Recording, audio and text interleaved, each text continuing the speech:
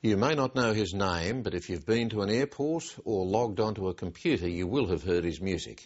Brian Eno is the father of what's termed ambient music, but he's also one of the world's most sought-after record producers, with David Bowie, Talking Heads, U2 and Coldplay amongst his clients. Constantly seeking new challenges, Eno is in Australia for the first time to curate the inaugural Luminous Festival at the Sydney Opera House, a 3-week music, art and intellectual extravaganza. Theatre Chaos reports.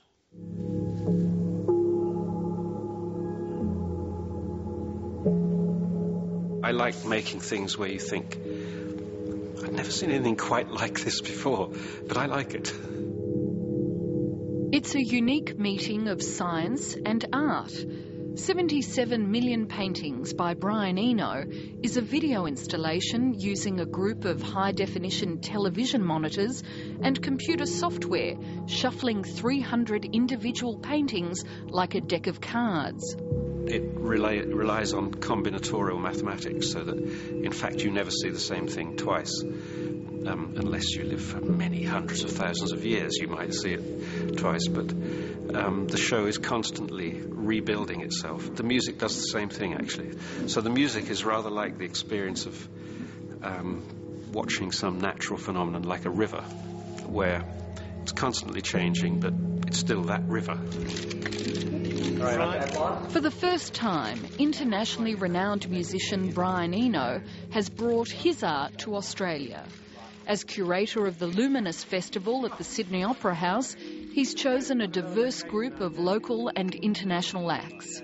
I think they're all people who have inspired me and who've, in a sense, made a new sort of edge to popular culture, who've pushed the envelope some way or another. So they include comedians, musicians, thinkers. For the past 30 years, Brian Eno has been a groundbreaker. After studying at art school, he joined the glam rock band Roxy Music in 1971. The recording studio opened up another world of creativity, and he's collaborated with some of the world's leading musicians, including David Bowie, Talking Heads and John Cale. For a man not trained as a musician, he's one of the world's most innovative record producers. U2 and Coldplay, the world's biggest bands, have had the Eno touch and found huge commercial success. I see somebody else doing something and I think, I like what they're up to. I think I could make it better, and I think it could make me better as well. So I'm always thinking of a transaction, really. Brian Eno's time in the recording studio producing other musicians is often short and efficient because of his busy schedule. I think you know you've got something pretty quickly. So for quite a long time you're pushing a big rock up a hill sometimes, and you know it's not there yet. But at a certain point, the point where you reach the top of the hill, it starts to gather its own momentum, and then you're following it rather than pushing it. Do you and the artist know it, or do you just know it? Sometimes we don't know it at the same time. So sometimes I sense it sooner than they do, or sometimes they sense it when I think, no, it's not there yet. This isn't the place yet. Is it hard to convince particular artists when it's there? Do you ever have any friction? Yes. There's often friction, but it's not unpleasant friction usually. It's more, go on then, show me. You think there's something there? Show me.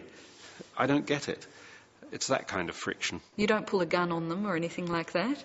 Not the gun. I use the flamethrower quite a lot. These days, Brian Eno is also a professor at the Royal College of Art, an environmental activist, futurologist, writer and a sought-after speaker. He's maintained his passion for the visual arts, particularly video, which he's been working with since 1978. I think what I'm good at is finding a new piece of territory.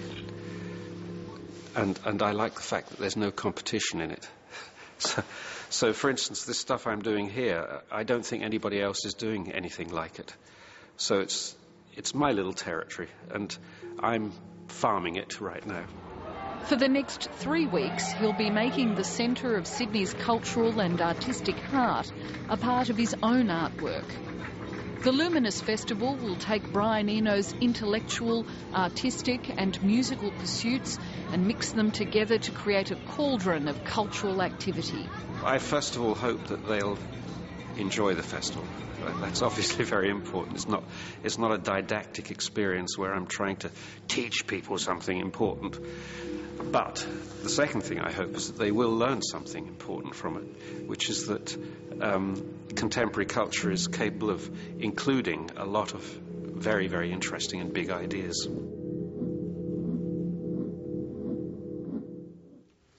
That report from Theatre Chaos.